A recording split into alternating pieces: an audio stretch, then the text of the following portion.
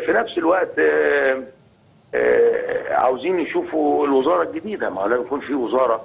لحد دلوقتي لم تشتكل، يعني هو زي ما هو معلن ان الجمعه او الاثنين اللي جاي فيه تعديل وزاري اقصاه. يعني اللي انا عاوزه اقول يا دكتور ممدوح، هل كل هذه الخطوات يعني الا تسترضي؟ انا قلت شوفي حضرتك زي ما حضرتك بتتكلمي كده، والله العظيم انا قاعد معاهم النهارده وحياه ولادي من 3 ساعات بالظبط، قلت لهم نفس الجمله اللي انت قلتيها. هل الاجراءات اللي تمت دي مش تكفي ان احنا ناخد حاجه زي بيسموها استراحه محارب؟ قال لك لا، لازم نشيل حاجه في ايدينا، ناخد حاجه في ايدينا. واللي اثرهم جدا بعد قليلا من الليونه والمرونه هو حكايه الاحكام العسكريه اللي ظهرت والبيانات اللي نزلت، زائد ان بعض الاسماء اللي بينها الدكتور عصام شرف انه قابلها اللي جت في الجرايد ربما يكون كله كده، اسماء يعني غير مقبوله يعني، واسماء لا تدل على ان احنا ماشيين في الاتجاه الصحيح.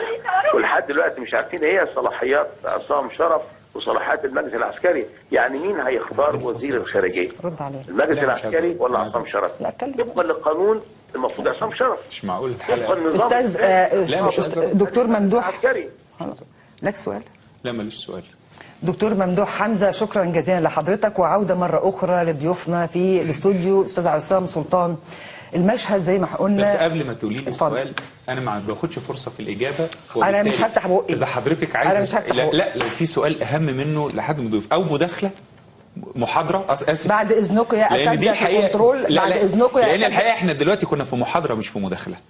يعني المحاضره اللي اتقالت دي قد الثلاثه اللي اتكلموا. بعد اذن الاساتذه الافاضل في الكنترول مفيش تليفونات مؤقتا لغايه لما الاستاذ عصام سلطان يقول رايه. الراجل ده كان هيتكلم. لا خلي اتفضل يا دكتور. لا اتفضل.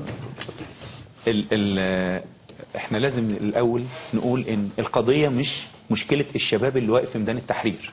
هذا الذي يقال حق اريد به باطل من المداخله او المحاضره اللي اتقالت من شويه، وما حبيتش اقاطع عشان ما ندخلش في مقاطعات. هذا كلام على غير محل، بيقولوا كده في القانون وفي علماء الكلام وغير ذلك.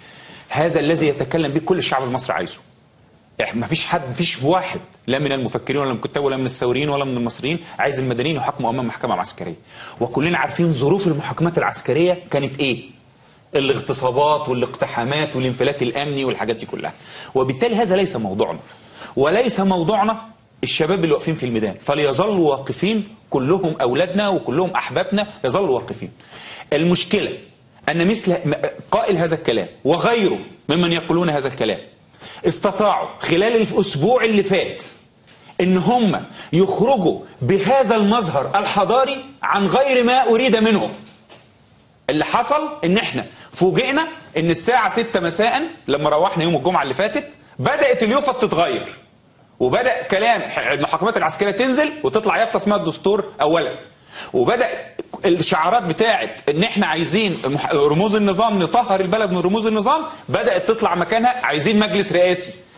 بعد يوم موضوع قطع طريق العين السخنه ومجمع التحرير. بعد يوم طلع موضوع ان احنا هنعمل كتائب شهداء مش عارف ايه. بعد شويه طلعت وزاره اتشكلت برئاسه قائل هذا الكلام